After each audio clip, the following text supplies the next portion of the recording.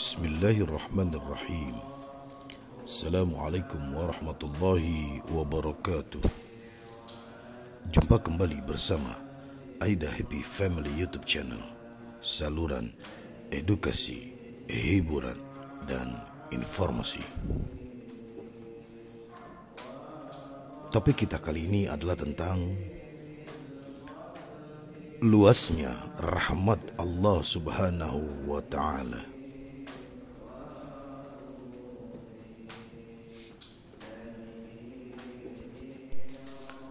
Bismillahirrahmanirrahim. Nabi Muhammad sallallahu alaihi wasallam menyukai harapan yang baik. Dari karunia Allah Subhanahu wa Ta'ala, rahmatnya dan keluasan ampunannya, kita berharap semoga Allah mengakhiri batas hidup kita dengan kebahagiaan.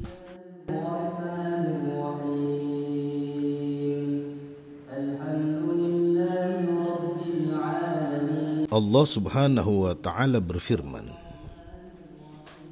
sesungguhnya Allah tidak akan mengampuni dosa syirik, dan Dia mengampuni segala dosa yang selain dari syirik itu. Al-Quran Surah An-Nisa ayat 48.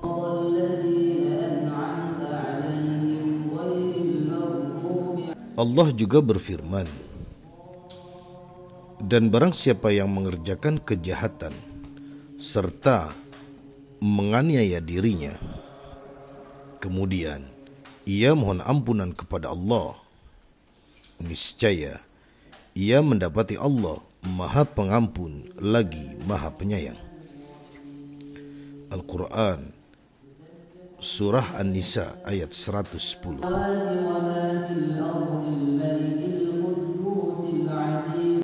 Kita memohon ampunan kepada Allah Subhanahu wa Ta'ala dari segala dosa dan kesalahan, sebagaimana Rasulullah sallallahu alaihi wasallam bersabda, sesungguhnya Allah yang Maha Perkasa lagi Maha Agung memiliki 100 rahmat. Satu di antaranya Dia turunkan di antara jin, manusia, hewan-hewan, dan binatang-binatang melata.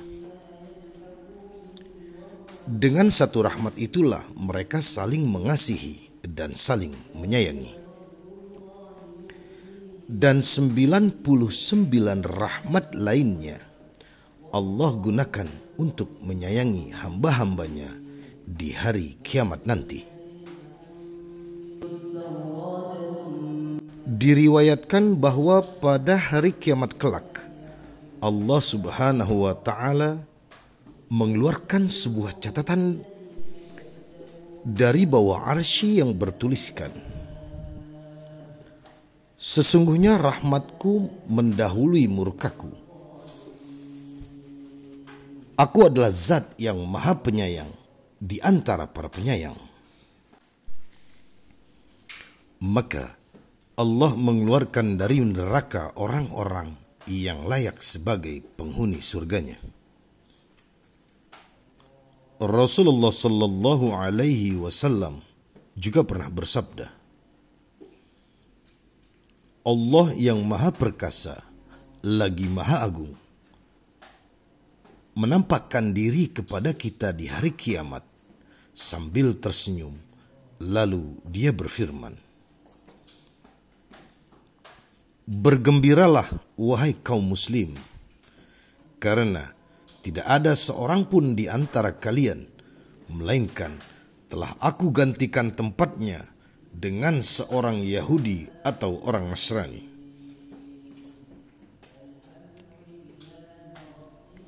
Rasulullah sallallahu alaihi wasallam bersabda,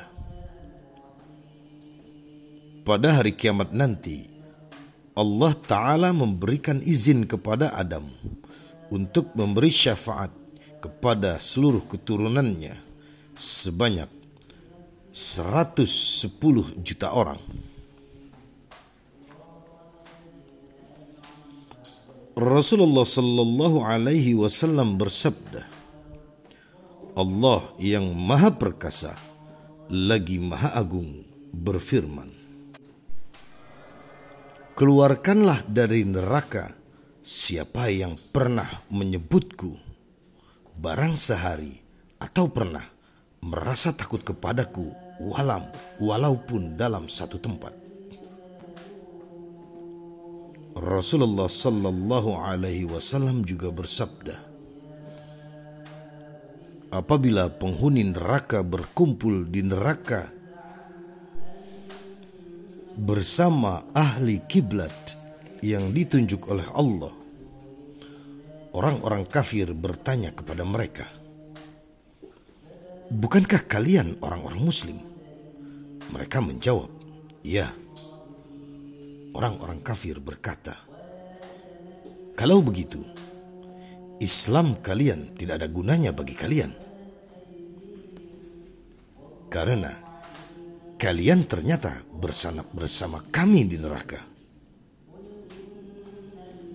Orang-orang muslim berkata,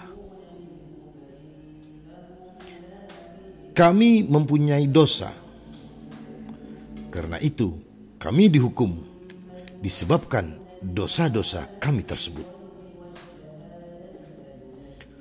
Allah yang maha perkasa lagi maha agung mendengar apa yang mereka katakan.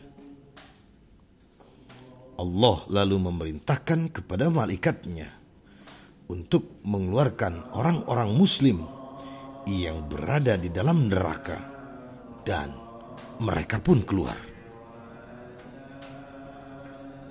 Ketika melihat itu, orang-orang kafir berkata, sekiranya kami menjadi seorang muslim, tentu kami bisa keluar sebagaimana mereka dikeluarkan. Kemudian Rasulullah sallallahu alaihi wasallam membaca ayat yang artinya, orang-orang kafir itu seringkali atau nanti di akhirat menginginkan kiranya mereka dahulu di dunia menjadi orang-orang muslim.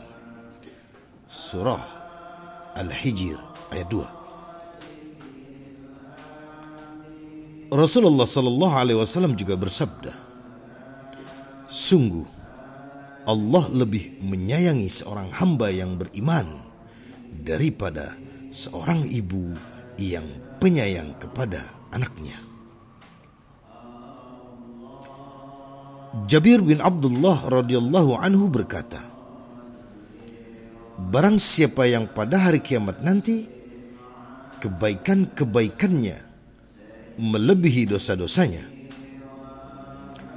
maka itulah orang yang masuk surga tanpa dihisap.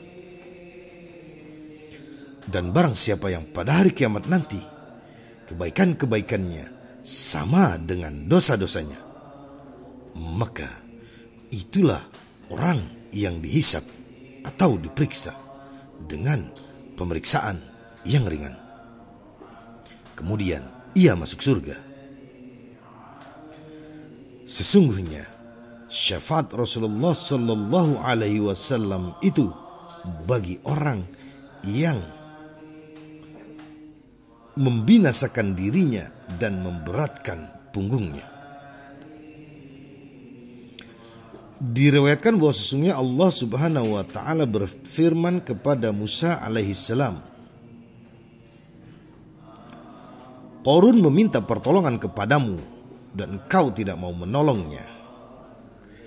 Demi kemuliaan dan keagunganku, seandainya ia mau meminta pertolongan kepadaku, niscaya akan aku tolong dan aku ampuni ia. Asy-Syanbahi berkata, aku menemui Ubadah bin Syamit ketika ia sedang sakit sebelum wafatnya. Melihat aku menangis, Ubadah berkata, bersabarlah. kenapa engkau menangis? Demi Allah, setiap hadis yang aku dengar dari Rasulullah Sallallahu Alaihi Wasallam dan mengandung kebaikan bagi kalian, pasti aku akan sampaikan kepada kalian, kecuali sebuah hadis. Dan sekarang akan aku sampaikan hadis itu kepada kalian di saat menjelang ajalku ini. Aku pernah mendengar Rasulullah Sallallahu Alaihi Wasallam bersabda, barang siapa bersaksi bahwa tidak ada ilah selain Allah dan Muhammad utusan Allah, niscaya Allah Ta'ala mengharamkan neraka baginya. Abdullah bin Amr bin Ash radhiyallahu anhu mengatakan bahwa sesungguhnya Rasulullah Sallallahu Alaihi Wasallam bersabda, Allah akan menghisap seorang dari umatku di depan para makhluk pada hari kiamat nanti. Allah membentangkan 99 kitab catatan, dan panjang setiap kitab catatan amal tersebut adalah sejauh mata memandang. Kemudian Allah berfirman, apakah ada yang kamu sangkal pada catatan ini? Apakah para malaikat pencatat dan penjaga ada yang berbuat aniaya terhadapmu sedikit pun? Orang itu menjawab, tidak wahai Rabbku. Allah berfirman, baiklah, sesungguhnya engkau mempunyai kebaikan di sisi kami. Tidak ada kezaliman atas dirimu hari ini. Selanjutnya, Allah mengeluarkan selembar kertas bertuliskan, aku bersaksi bahwa tidak ada ilah selain Allah, dan aku pun bersaksi bahwa Muhammad adalah utusan Allah. Orang itu bertanya, wahai Rabbku, apa gunanya kertas ini dibanding dengan kitab catatan amalku itu? Allah Subhanahu wa Ta'ala berfirman, engkau tidak akan dizalimi setelah kitab catatan amalnya itu diletakkan pada satu sisi timbangan, dan selembar kertas itu juga diletakkan pada sisi timbangan yang lain.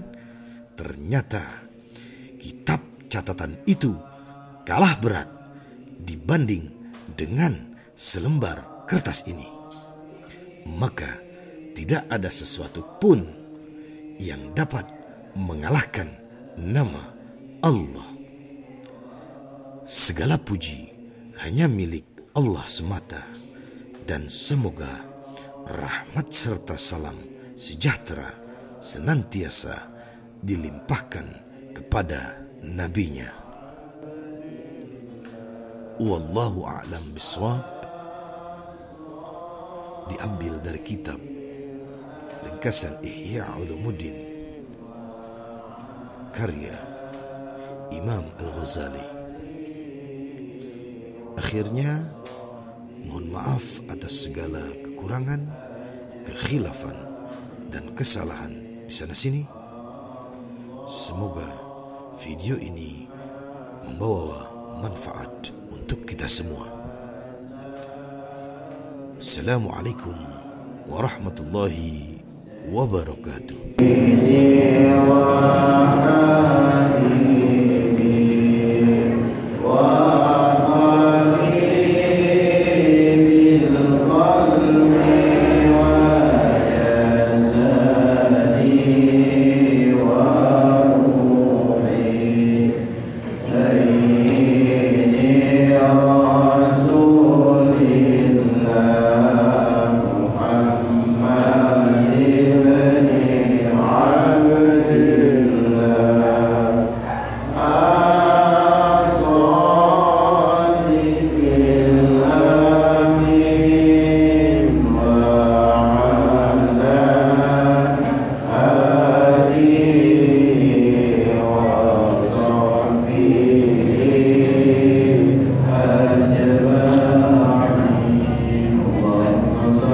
وسائر القرآن